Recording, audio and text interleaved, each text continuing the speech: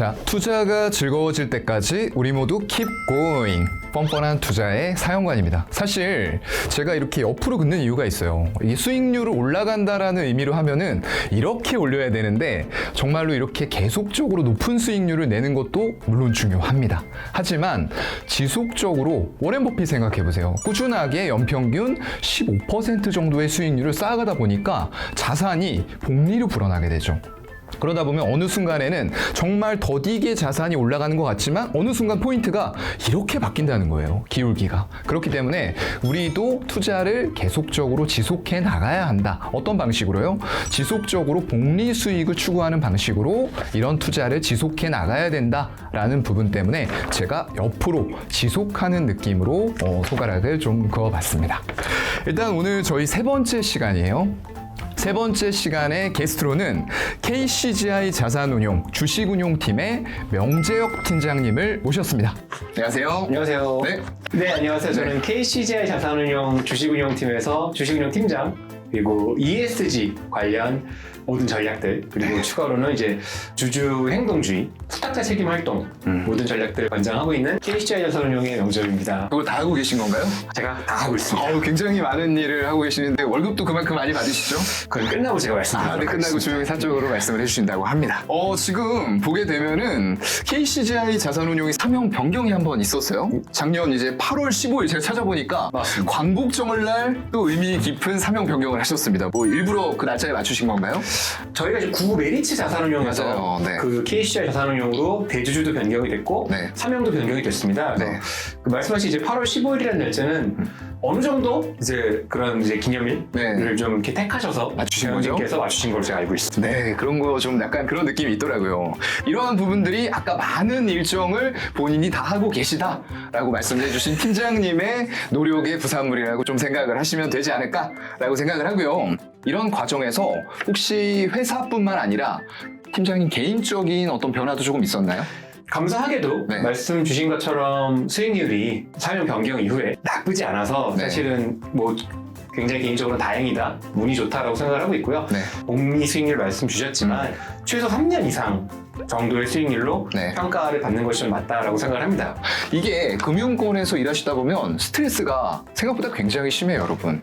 왜냐하면 당장 물론 장기간을 보고 투자를 하고 계획을 세우고 합니다. 하지만 고객분들이 가끔씩 기다려주지 않는 경우들도 있으세요. 너무 단기적인 시각으로 이런 펀드를 바라보시면 안 될 것 같고요. 조금 더 중장기적인 관점에서 연평균 복리 수익률을 정해놓으신 목표 수익률을 정해놓으신 뒤에 그 목표에 맞게 펀드들이 잘 가고 있는지 그 정도를 체크를 해주시면 좋을 것 같아요. 자, 이제 본격적으로 얘기를 해보도록 하겠습니다. 최근에 KCGI 하면은 가장 유명한 게 행동주의예요. 네. 행동주의라는 말이 항상 따라다니는데요. 일단 올해 주식시장에서 가장 우리가 손에 꼽을 수 있었던 이슈다 라고 할 만한 것들이 굉장히 많이 있었는데 그 중에 하나가 바로 밸류업 프로그램이었습니다. 이 밸류업 프로그램 관련해서 최근에 본격 시행에 들어가게 됐어요. 그러면서 관심은 조금 더 높아지고 있는 그런 분위기예요. 팀장님이 펀드 매니저 관점에서 바라보시는 이 밸류업 프로그램에 대해서 개인적인 관점에서는 어떻게 생각한다라는 부분 한번 말씀해 주시면 좋을 것 같습니다. 예, 알겠습니다. 사실 밸류업 프로그램 지금 뭐 말씀해 주셨지만 연초부터 대통령께서 이제 거래소 방문에서부터 처음 얘기가 나왔고 네. 지금 그 후에 가이드라인 발표 그리고 거래소에서의 사이트 오픈 그리고 몇몇 기업들의 이 밸류업 기업가치 제고 계획에 대한 공시까지 지금 약 5개월 정도 맞아요. 이렇게 이루어졌고요. 어떤 이 정책적 배경이라든지 뭐 내용이라든지 그리고 뭐 코리아 디스카운트에 대한 부분은 유튜브 구독자분들도 너무 잘 아실 거라고 생각을 그렇죠. 합니다. 그렇기 때문에 그 부분은 과감하게 생략을 하고요. 일반인들도 요즘에 수준이 많이 올라가셨어요. 저희 어머님도 잘 아시니까요. 그러시군요. 네. 그래서 제가 어떻게 생각하는지에 네. 대한 부분을 좀 중점적으로 설명을 드리자면 네.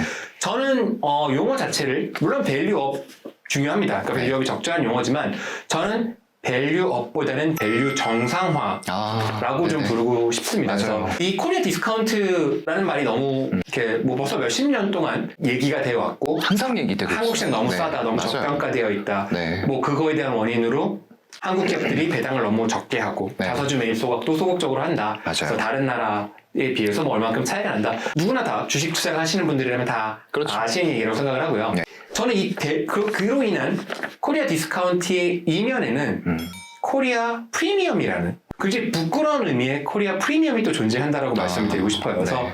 이게 워낙에 기업들이 주주 환원에 인색하다 보니까 네. 기업 이익과 주주 이익이 따로 놀게 되고 그러다 보니까 기업 가치와 주주 가치가 연결되지 못하기 때문에 네.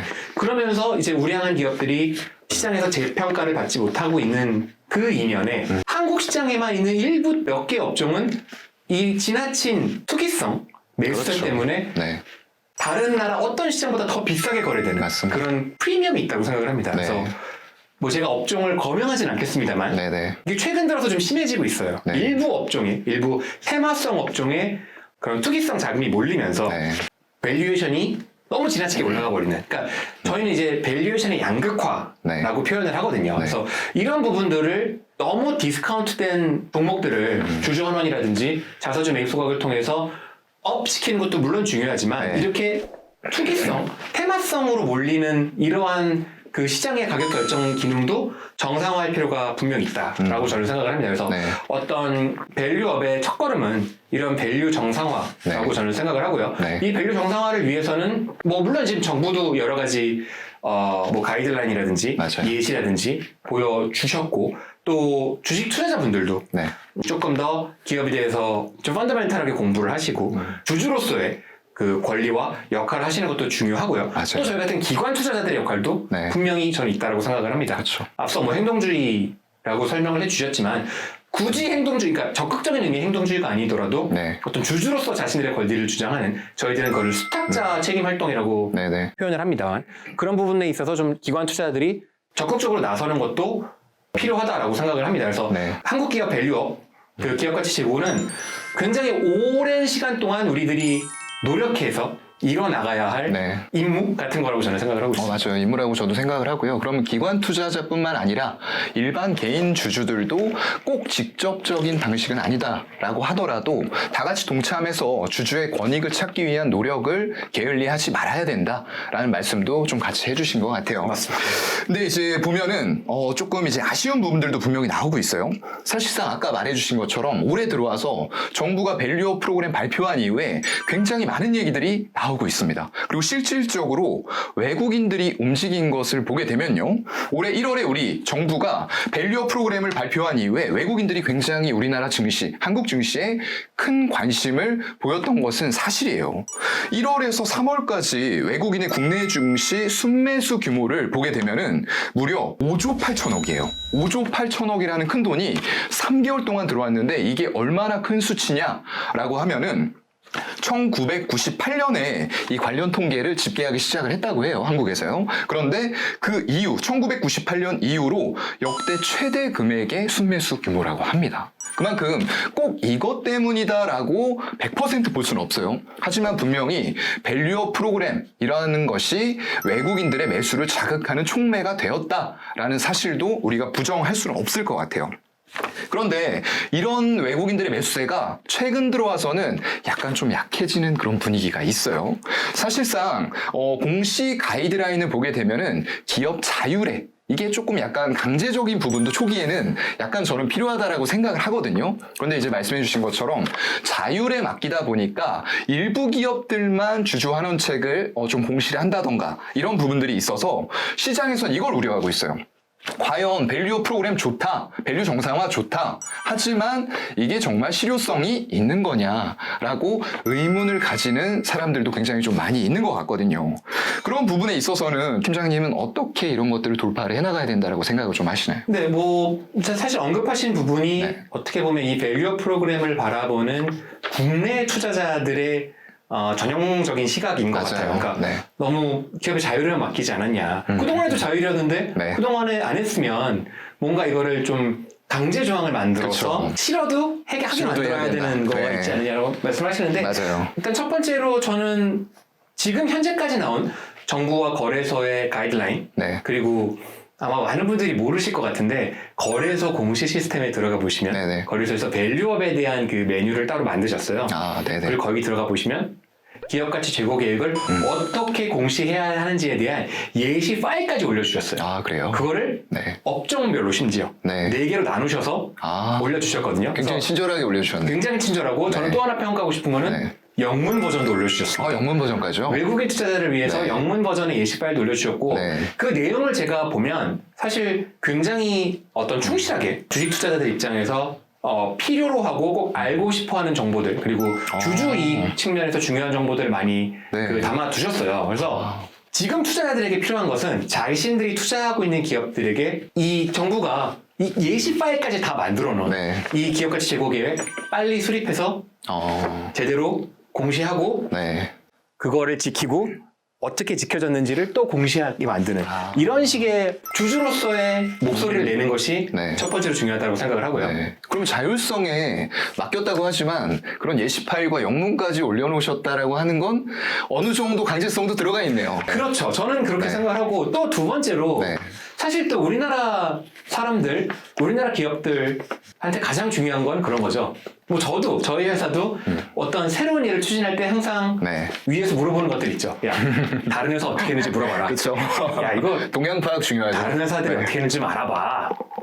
운이 좋은 건지 나쁜 건지 모르겠습니다만 감사하게도 지금 이미 3-4개의 회사들이 네. 이미 그분들의 기업가치 제고 계획을 벌써 공시를 하셨어요. 네, 맞습니다. 네. 구체적으로 말씀드리면 키움증권 네. 같은 경우는 구체적인 아예 목표치까지 저도 봤습니다. 공시를 해주셨고 그 다음에 뭐 KB금융 같은 경우는 2개월 내에 공시를 하겠다라고 이제 날짜를 딱 못 박아 주셨죠. 네, 예. 그래서 아마도 저는 뭐 저희 회사가 상장한 회사는 아니지만 KB금융이나 키움증권이랑 같은 업종에 있는 금융업종의 상장사들은 네. 뭐 상당 부분 준비를 하고 있는 것으로 제가 파악을 그렇죠. 하고 있고요. 네. 이게 좀 피어 프레셔라고 하는 부분이죠. 그러니까 경쟁사가 하면 그렇죠. 안 할 수 없죠. 그럼요. 네. 이게 또 우리나라가 가지고 있는 뭐 좋다면 좋은 네, 그런 굉장히 특징 좋은, 중에 저는 하나이기 좋다고 때문에 생각해요. 그래서 저는 어떤 이런 부분들이 뭐 제 개인적인 생각입니다만 자율이지만 자율이 아닌 듯한 그러니까 이것이 어떤 경쟁사로부터의 압박이든 아니면 자신들의 투자자들로부터의 압박이든 그렇죠. 이런 것들을 다 이겨내고 우리는 그래도 끝까지 안 할 거예요 라고 할 수 있는 상장사는 그렇게 많지 않을 것이다 그럼요. 네. 라고 우리 때잖아요. 저는 생각하고 누가 있습니다. 거기에 투자를 하겠습니까? 맞습니다. 그렇죠. 그리고 네. 회사 자신을 위해서도 그럼요. 이거는 반드시 필요한 네. 이게 또 회사 가치의 상승과 연결이 되는 부분이잖아요. 맞습니다. 분명히요. 맞습니다. 그렇기 때문에 회사 상장을 하면 항상 시가총액이라는 게 매겨지거든요. 그걸 올리고 싶지 않은 대표님들이 어디 좀 그렇게 많지는 않으시겠죠. 네, 아예 특정한 없다라고 경우를 얘기할 수는 없지만 네, 특정한 경우를 빼면요. 맞습니다. 네, 그렇기 때문에 그런 노력들이 결국에는 다 같이 결부되어서 이 밸류업 프로그램은 그럼 계속적으로 앞으로도 지속될 거고 지금 하려는 정부들의 노력들이 결국은 보완되면서 계속 추진이 될 것이다라고 보고 계신 거죠. 맞습니다. 그리고 심지어 이제 이미 기업 가치 계획을 공시한 회사도 네. 제가 최근에 만나본 적이 있는데 네.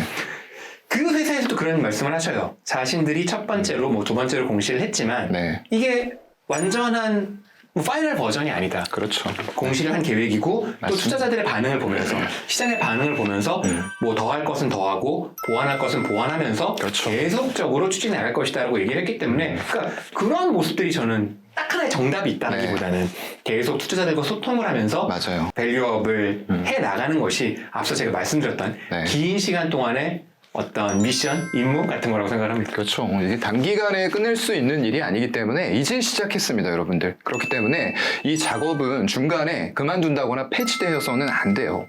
계속적으로 시행이 되면서 기업의 가치를 올리고 주주 환원 정책 그리고 주주의 권익을 끌어올리는 이런 일들은 계속적으로 진행이 돼야 된다라는 말씀을 해주신 것 같고요. 근데 이제 조금 아쉬운 부분 하나 더 말씀을 드리면은 금융당국에서 밸류업 관련해서 이제 적극 추진하는 기업에 인센티브 제공을 약속을 하기도 했어요. 근데 이게 사실상 법의 개정사항이라고 하네요. 맞습니다. 그렇다 보니까 법 개정도 조금 더 이제 향후에 추후 보완이 되어야 된다라는 부분들도 같이 말씀을 드리고요.